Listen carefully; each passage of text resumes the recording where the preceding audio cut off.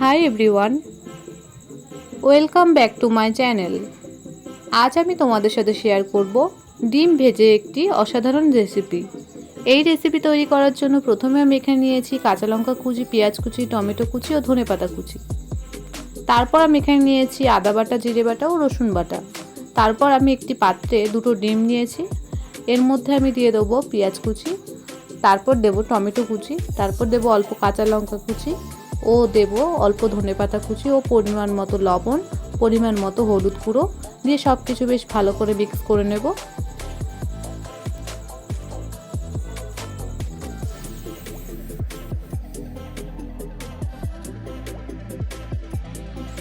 এই ডোটা আমার তৈরি হয়ে গেছে। তারপর আমি একটি কড়াইয়ে নেব অল্প পরিমাণ তেল।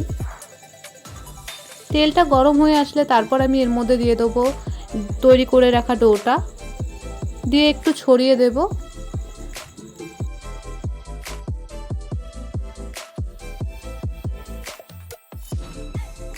তারপর এক পিঠ 2 মিনিট মতো ভালো করে ভেজে নেব। ডিমটা যখন একটু শক্ত হবে তারপর আমি মাঝ বরাবর কেটে নেব, পিস পিস করে নেব। তারপর আরেক পিঠও উল্টে দেব।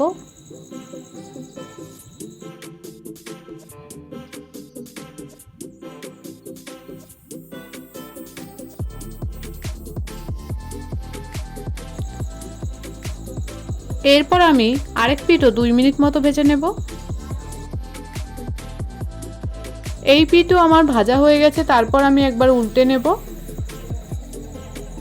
আর ডিম ভাজাটা আমার তৈরি হয়ে গেছে, তারপর আমি একটি প্লেটে তুলে নেব। এরপর ওই কড়াইয়ে দিয়ে দেবো পরিমাণ মতো সর্ষের তেল,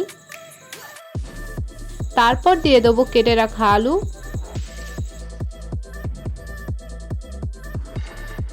এরপর সবকিছু একবার বেশ ভালো করে মিক্স করে নেব।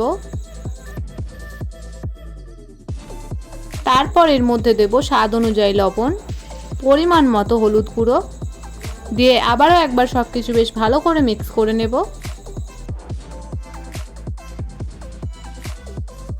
তারপর আমি আলুটা ফ্রাই করে নেব 3 মিনিট মতো।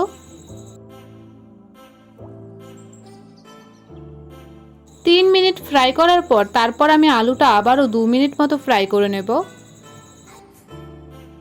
আলু ভাজাটা আমার তৈরি হয়ে গেছে, তারপর আমি একটি পাত্রে তুলে নিয়েছি। আর এইদিকে আমি ওই বাকি তেলে দিয়ে দেবো 5 ফোড়ন, তারপর দেব একটি তেজপাতা।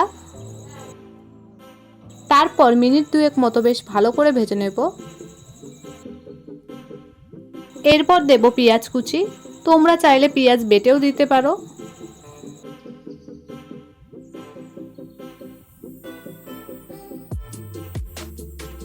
তারপর এর মধ্যে দেব কাঁচা লঙ্কা কুচি,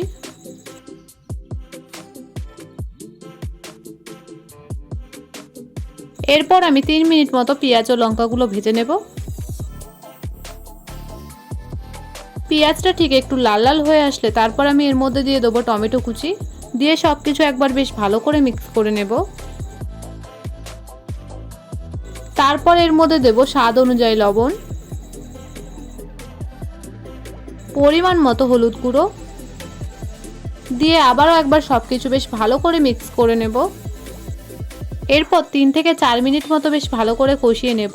তারপর এর মধ্যে দিয়ে দেবো আদা বাটা, জিরে বাটা ও রসুন বাটা,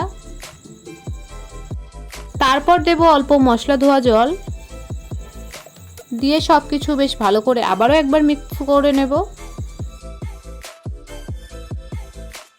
এরপর এর মধ্যে দেব পরিমাণ মতো লঙ্কার গুঁড়ো। যেহেতু আমি কাঁচা লঙ্কা ব্যবহার করেছি তাই আমি এখানে বেশি লঙ্কার গুঁড়ি ব্যবহার করিনি। এরপর আমি মশলাটা 5 মিনিট মতো কষিয়ে নেব।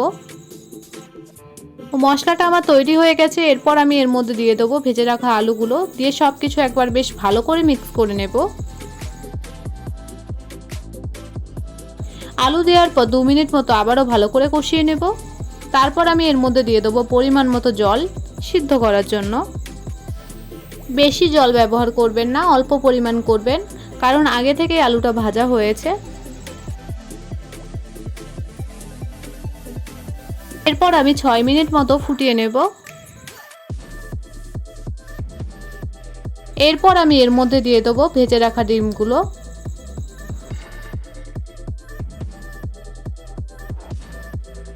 তারপর 2 মিনিট মতো ফুটিয়ে নেব।